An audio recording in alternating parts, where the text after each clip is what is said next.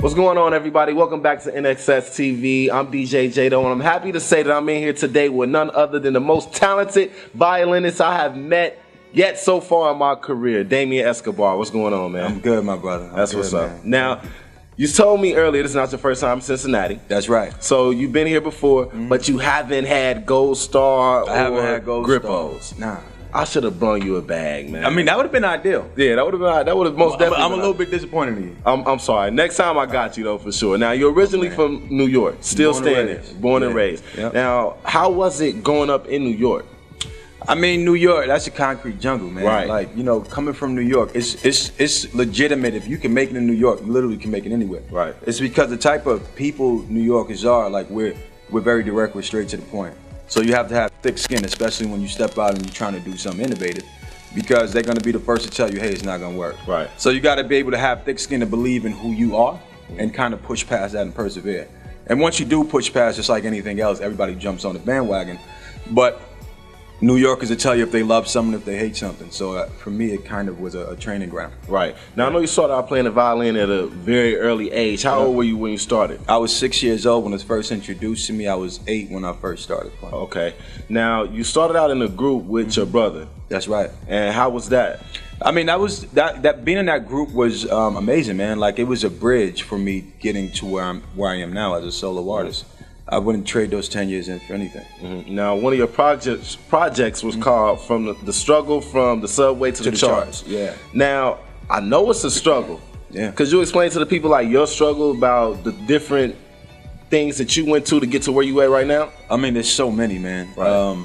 Wow. You know, I'll keep it short, but we all have that thing that we go through in life. You know, and life has multiple layers. Right. You know, so there's that first transitional period that you go through to establish you getting to that one point. And that one point of success for me was when I was in a group. You know, we had to overcome so much adversity, especially being African American. Right. Shout out to Black History Month. Being African American violinist, nobody thought it can work. They're like, nah, play basketball or rap. You guys don't do this. Right. So once we pushed past that, we became successful. You know, now we fast forward to what I like to call my rebirth. Was back in 2012 when the group disbanded.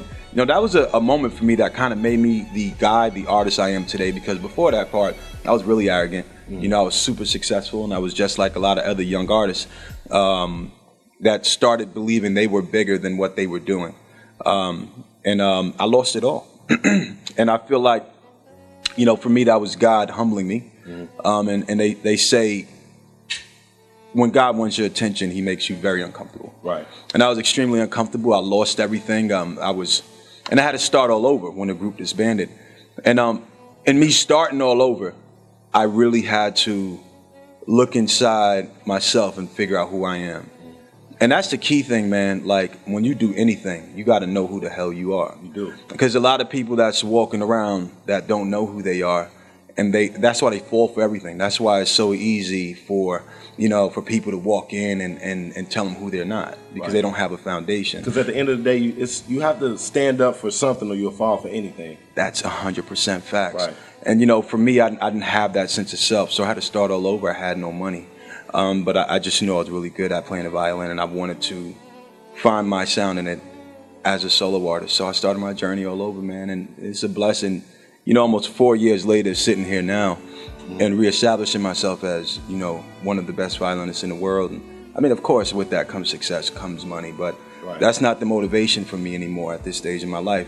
You know, I look at what I do as healing. You know, the messages I get from my fans are like, look, you healed me. I get messages from people multiple messages from people that say that I was going to commit suicide until I heard your music.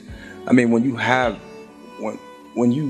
people reach out to you on that kind of level, if that doesn't do something for you, you know, that's beyond, you know, surface level money, that's not even real. Right. If it doesn't do something for you as a human being, then you're just heartless. You know what I'm saying? So it's just different for me now as an artist, man. It's really about the people.